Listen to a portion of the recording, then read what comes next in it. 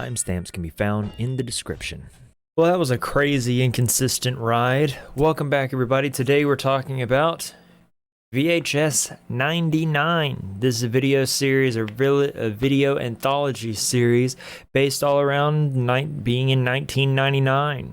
You definitely get the vibe throughout it that everything is, targeted toward that, like, how do I put this? That punk rock 90s evolving into the eventual 2000. But this one's wild. This came out today on Shudder. If you have any interest in any of the VHS films, it's not the worst, and it's definitely not the best. So, worst case scenario, I'd put it, no matter what, anything's above viral. Viral is just not good. Last year, we did 94, and I did not give it any credit because it's not my taste. This one did a little bit better to keep my interest, but it's still, like, there was some cool stories, and then there was some mediocre stories. So take that with what you will. Wikipedia actually already has all of them, all the basic plot summaries for every single video, and we're going to cover it as the entire movie, not just per anthology, or else I'll be here all day. So let's try to do this as quickly as we can. I'll throw in, after reading each one of them, I'll throw in what I think they did good, what I think they did poorly, and we'll continue on. Let's start with the first anthology, Shredding.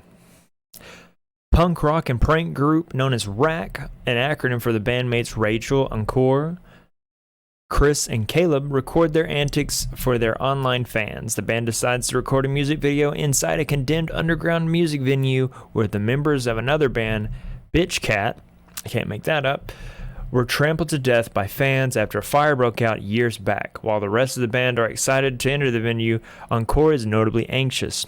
His bandmates mock him and scare him, causing Encore to storm off. The zombified members of Bitch Cat suddenly appear and attack the band, killing Caleb and Chris.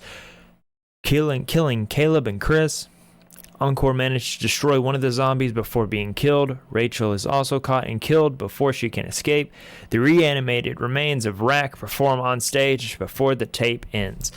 To put this quickly and kindly, they started this off on a really crappy anthology. I think if you would have moved some of these around, Shredding could have done a little bit better. But starting it off with this was not the way. This group, this punk rock group, does a lot of like the Sky or the Jackass mentality, or their styles of videos where they're hurting themselves and throwing them into bushes. And you've seen Jackass, you know what this is about. They begin to talk about this event that happened in this underground area where they're going to be breaking into to record a music video. And they mentioned the fact that there was a fire and the band was trampled by all their fans that were trying to get out of the venue. They try to scare Encore several times. It's a weird dynamic there. I didn't really get that. Like, they were trying to go for some cheap jump scares early or some cheap red herrings early, and it's just kind of fell flat. They did an amazing job with makeup throughout the entirety of this film, that being VHS 99 and not Shredder. They do a great job with the zombies as they're like tearing these people apart, but then they fall into the bad habit of gore alone is scary, and that's not what gets me. It might get some people, but it does not get me in that way. Long story short, they pretty much nailed it. The zombies kill them all and play a song at the end. It wasn't my thing. We'll jump to the next one. This is called Suicide Bid. Freshman Lily is desperate to join her college campus's most prestigious sorority, Beta Sigma Eta, or BSE. Recording an application video for the sorority, she is interrupted by her roommate Helen, who expresses concern that Lily is doing a suicide bid where the applicant puts only one sorority as their recruitment choice. Lily decides to apply regardless and is invited out with sorority sisters Annie, Imogene, Lucy, and Hannah. the sisters take Lily to a graveyard where she is dared to spend the night buried inside a coffin, recreating an urban legend whereupon another student, Guillotine, was dared to commit the same deed, but only to be forgotten by her classmates over a week and had vanished from the coffin when she was retrieved. I'll just do the entirety of the entirety of this short film, and then we'll discuss it after. Keen to impress the sisters, Lily agrees and is locked in the coffin. However, she quickly begins to panic when she hears strange noises outside and discovers the box she has been given contains several large spiders. Unbeknownst to Lily, the sisters are pranking her and creating the sounds. Lily rings a bell, asking to be let out, as the girls laugh at her. It suddenly starts to rain, and a security guard arrives to investigate the noise. Fearing expulsion if they are found to be hazing a student, the sorority girls leave, agreeing to get Lily in the morning. Rainwater starts to flood the coffin. As Lily freaks out, Guillotine suddenly attacks her and breaks into the coffin. The next morning, the sisters find the grave flooded and that Lily is no longer in the coffin. They agree to never speak of the incident. Shortly after, the sisters all awaken, trapped in coffins. A demonic Lily appears in Annie's coffin, claiming to have made a deal with Guillotine that she will give... It's supposed to be her there, that needs to be edited. That she will give her as many sisters as she wants before Guillotine attacks and the tape ends. I thought they did a great job with this one. It was short, it was sweet, got everything straight to the point. You're filming, most of the film takes place in the coffin, with it cutting outside of the coffin for the sisters' reactions to a lot of these things. Pretty much it nailed everything on the head. When the water starts to leak into the coffin is where everything starts to really kick up a notch and keeps your attention throughout it. And they do a great jump scare of... They have a cutout across the top of this coffin as Guillotine presses her face against it. And once again, the makeup throughout it is fantastic. They do a great job of that.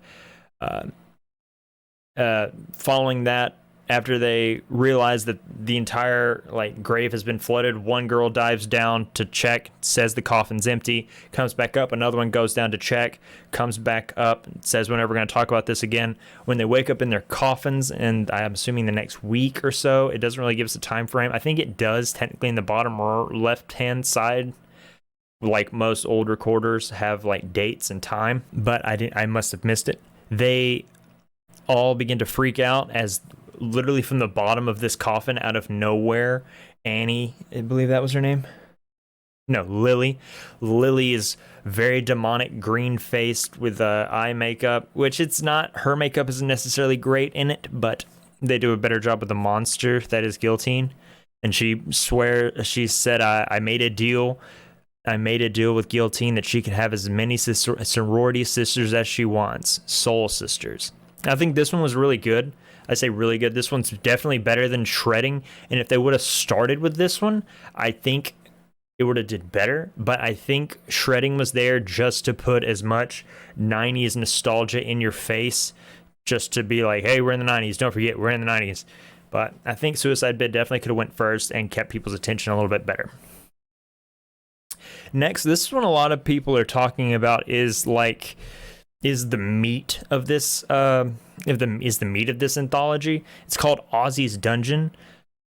It's a very because it's not going to really mention it. It's a very nostalgic style game show, much like Guts or Legend of the Hidden Temple, which actually got renewed recently and attempted to be remade, and apparently I don't know if it did well or not. But it's that type of game show. I'll leave you with that going in.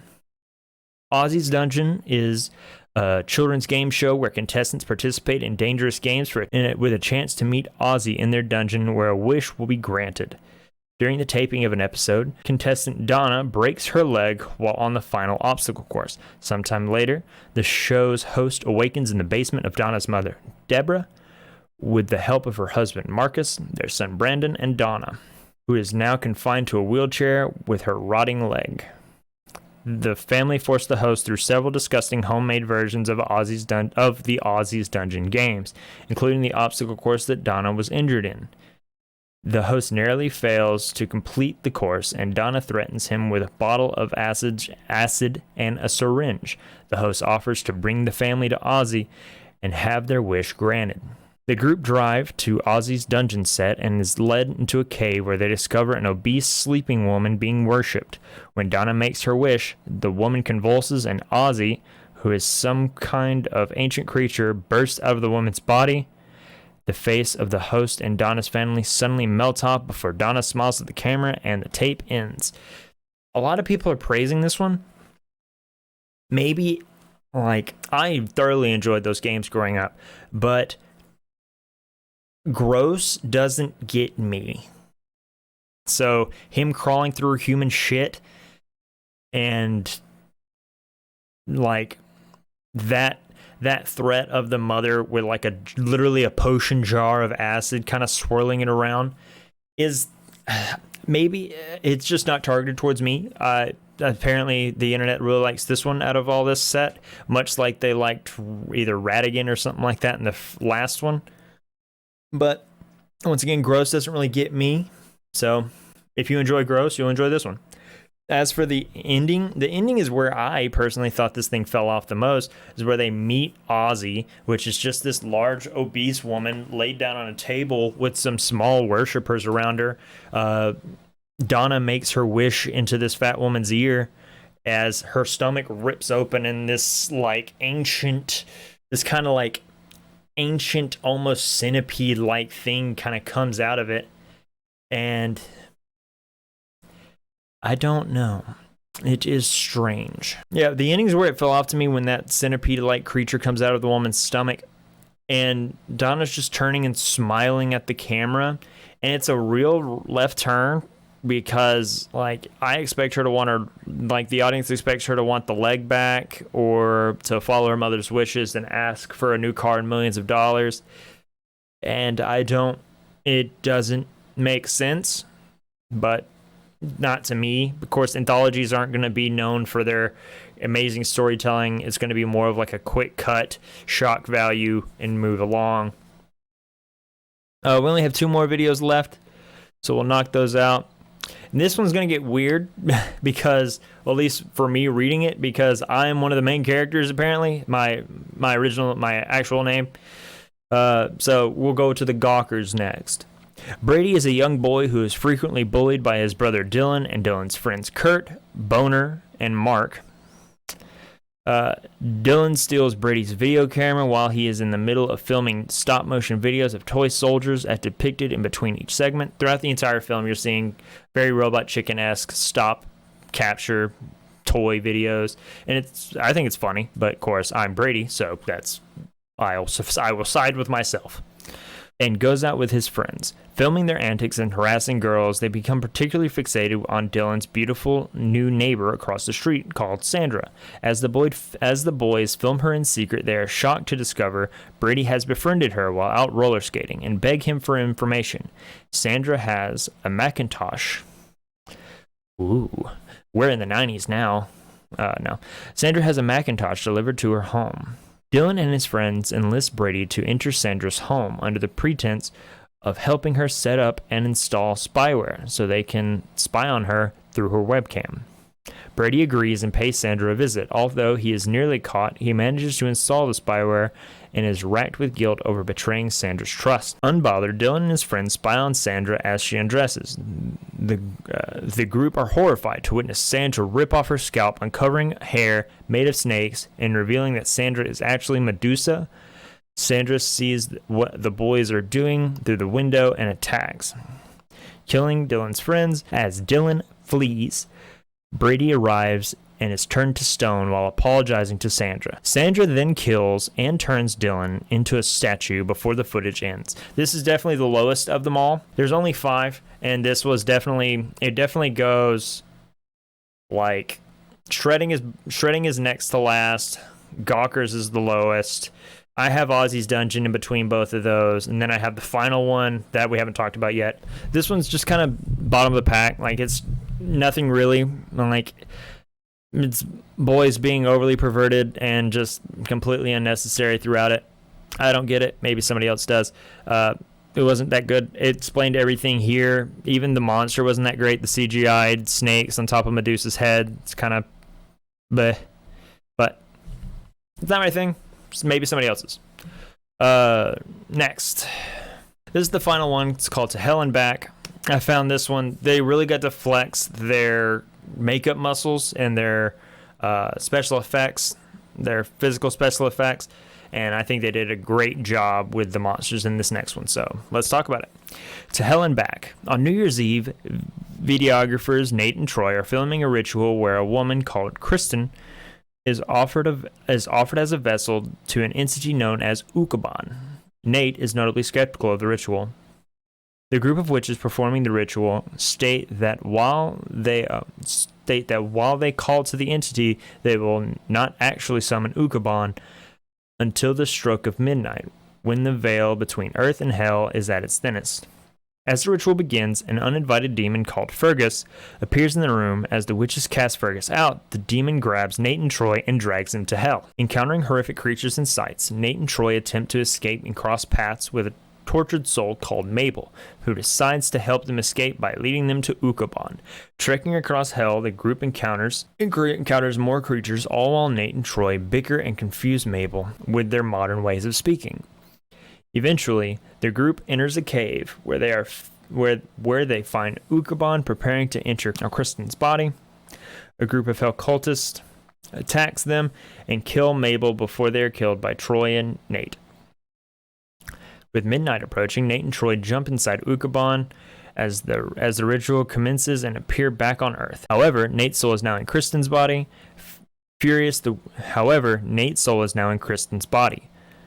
Furious, the witches kill Nate and Troy before arguing with one another about the ritual. A dying Troy writes Mabel's name in the book used to summon Ukuban in his blood before the tape ends. A final shot shows Dylan and Brady still frozen before the battery runs out. I thought this was one of the better ones. The makeup that they got to use on all the demons in hell was fantastic. A lot of like the demons themselves are very well done and they look fantastic. The story itself's kind of mid. Mabel did fantastic in it. She literally walks around and talks like Golem. So I thought that was funny. But yeah, that's pretty much what I think about each one of these. Like, a lot of these are nailed. One thing it doesn't mention in the wiki on To Hell and Back, Mabel really wants her name written in the Book of Witches before she dies. She apparently led legions and was once a witch herself, so on and so forth. She doesn't really talk in common.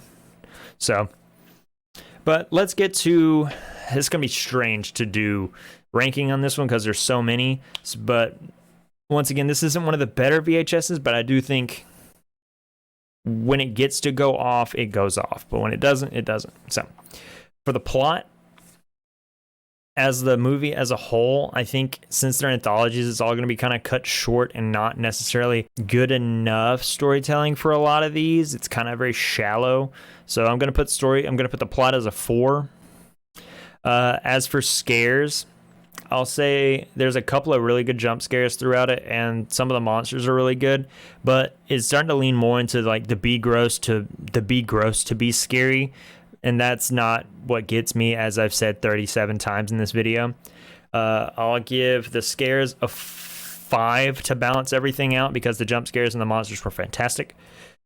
As for the threat, it's hard to do anthologies for the looming threat on each one of them. I think the suicide bid and To Hell and Back had amazing threats, and I think Ozzy's Dungeon wasn't that bad, but I think the other two were just kind of fell flat. So I'll give this one a 5 as well.